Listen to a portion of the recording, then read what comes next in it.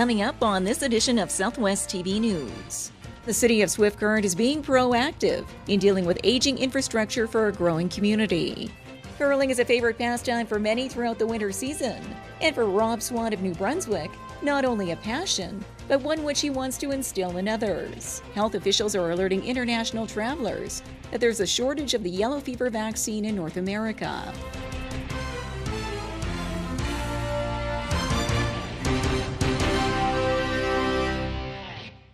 Thanks for joining us here today. As the city of Swift Current continues to upgrade its aging infrastructure, it's now focusing on wastewater collection.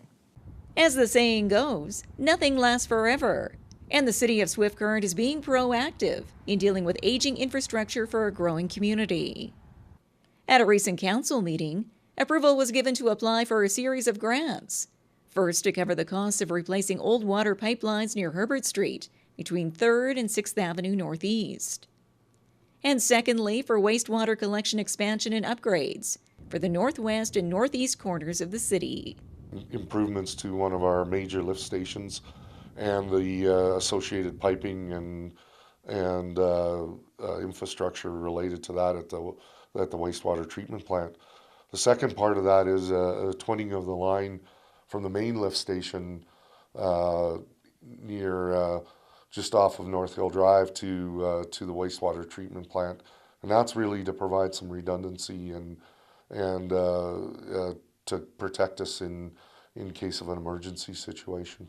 The wastewater collection project is valued at $9.4 million, and the city is hoping the grant application will be approved to ease the overall burden on local taxpayers.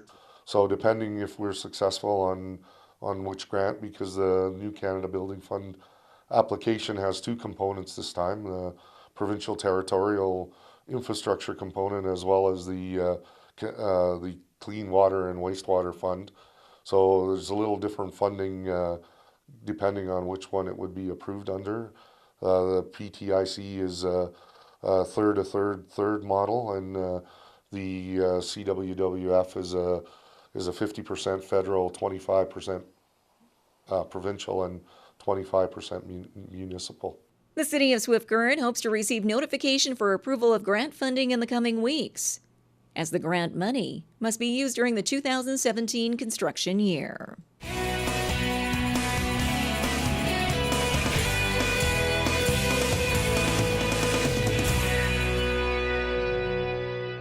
For over 12 years, Southwest TV News has provided the visuals for the defining moments in our community.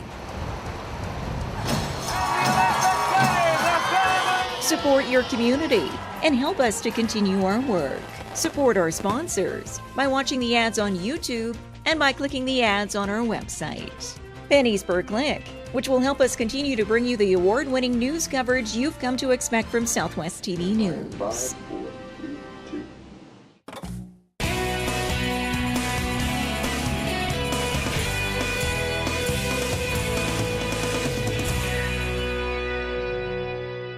A New Brunswick man is on a mission to curl in the most number of rinks across Canada, and he recently made a stopover in Swift Current. Curling is a favorite pastime for many throughout the winter season, and for Rob Swan of New Brunswick, not only a passion, but one which he wants to instill in others. So much so that he's traveled around the world to curl in various clubs, bringing more of a spotlight to the sport, now with a visit to Saskatchewan for a 13-day tour. This is my third season.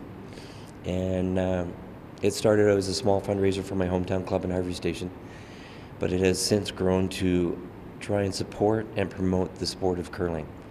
I find that in this country and in just about every province, this is not looked at as a sport. This is an Olympic sport 3 times over, and municipal and provincial governments have to look at it that way and promote it.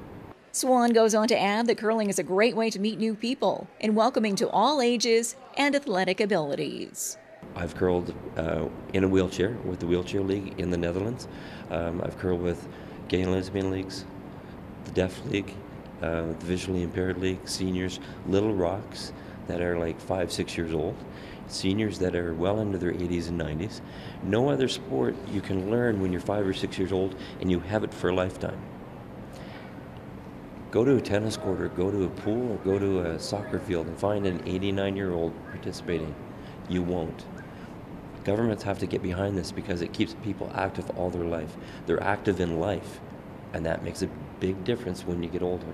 You can stay up to date with Rob Swan and his self-funded tour of curling rinks across the country through his Facebook page, Curling Across the Nation.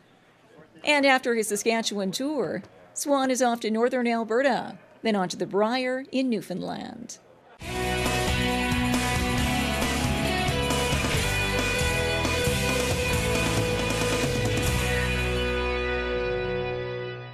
Break out of your usual routine and drop by the Art Gallery of Swift Current on January 25th for a unique dance performance. It's probably the most major performance piece we've been able to offer yet. The performance is funny and sad, dramatic, it's mesmerizing. It's a major opportunity really to see the kind of performance and the kind of art making that you would see in international large centers. We're really looking forward to being able to present it here in the gallery. Dollhouse, an eye-opening spectacle. Get your tickets now. Well, what do you know about yellow fever? Health officials are advising you to get educated on the topic before you travel to areas such as South America. Yellow fever is not something you should be concerned about unless you're traveling to South America or Africa. And now, health officials are alerting international travelers that there's a shortage of the yellow fever vaccine in North America. This is due to the current interruption in production of the vaccine at its factory in the U.S., and now creating a concern for anyone planning to travel abroad.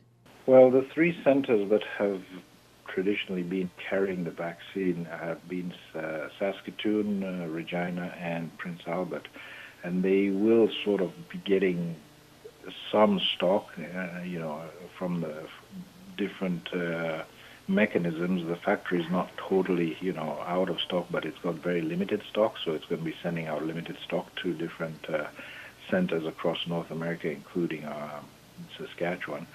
And so that is being looked into, the possibility of getting supply from Europe, but the challenge is that, the normal production has been for that market.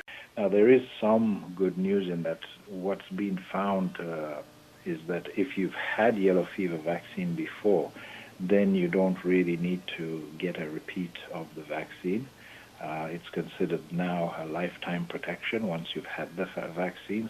Dr. Torr adds that yellow fever is limited to South America and Africa and stems from a specific mosquito found in those areas. And it gives you the symptoms from which its name is derived, the yellow fever. You get yellowing of the eyes, and you get yellowing of the urine and even of the body, because it causes a disturbance in the liver mechanisms for breaking down of blood cells.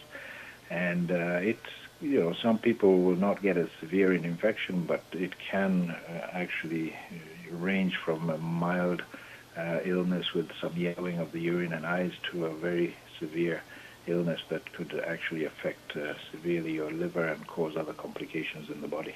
And if you've already booked your travel itinerary for destinations in South America or Africa, check with the Public Health Agency of Canada website to see if a yellow fever vaccination is required for that region.